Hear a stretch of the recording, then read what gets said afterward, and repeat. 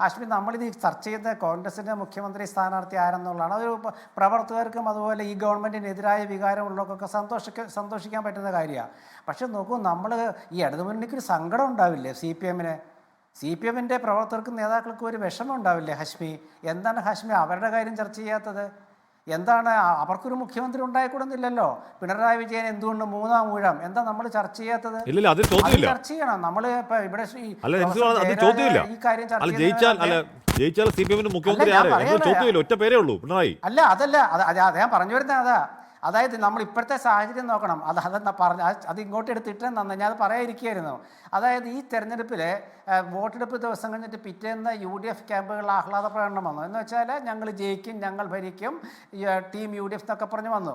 അപ്പോൾ എന്താണ്, അപ്പുറത്ത് ഒരുപാട് സി പി എമ്മിനെ പിണറായി വിജയനെ അന്ധമായി പിന്താങ്ങിയ ഒരുപാട് പേര് ആ ശൈലജ ടീച്ചറെ ഉയർത്തി കാണിച്ചിരുന്നെങ്കിൽ ഭേദമാകുമായിരുന്നു. ഒരാളിലേക്ക് ഒതുങ്ങിയത് കഷ്ടമായി പോയി. LDF അല്ലാതെ മറ്റായിരുന്നതിന് പകരം പിണറായി അല്ലാതെ മറ്റായിരുന്ന പാർട്ടി ചാനലിൽ മുദ്രാവാക്യം കൊണ്ടുവന്നത് ശരിയായില്ല എന്നുള്ള രീതിയിലൊക്കെ വ്യാഖ്യാനിച്ചല്ലോ. ആ വ്യാഖ്യാനം ഇനിയാണ് വരിക. അപ്പോൾ അതുകൊണ്ട് LDF അധികാരത്തിൽ വരില്ല എന്നൊരു തീരുമാനം പൊതുവേ മാധ്യമങ്ങളും പൊതുസമൂഹവും ഇടതുമുന്നണി രാഷ്ട്രീയവും കൈക്കൊണ്ടിട്ടുണ്ട്. അപ്പോൾ അതുകൊണ്ട് ഇപ്പുറത്ത് ആര് മുഖ്യമന്ത്രി ആവണമെന്ന് ചർച്ച ചെയ്യുമ്പോൾ അവർക്കതിനെക്കുറിച്ച് ചോദിക്കാനോ പറയാനോ വിമർശിക്കാനോ പരിഹസിക്കാനോ അധികാരമില്ല. അവർ മാറി നിൽക്കട്ടെ അങ്ങോട്ട്. ഇത് കോൺഗ്രസ്സുകാർ പറയും, കോൺഗ്രസ്സുകാർ അവരുടെ മുഖ്യമന്ത്രിയെക്കുറിച്ചൊക്കെ പറയും. ഞാൻ നേരത്തെ സജീവൻ പറഞ്ഞത് കോൺഗ്രസിൻ്റെ മുഖ്യമന്ത്രി, ഞാൻ പറഞ്ഞത് ആഭ്യന്തരമായി ചർച്ച ചെയ്യുന്ന പറഞ്ഞത്, പരസ്യമായിട്ടില്ല.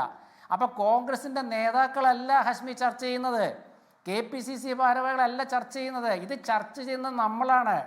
പ്രവർത്തകരും ചർച്ച ചെയ്യുന്നില്ല.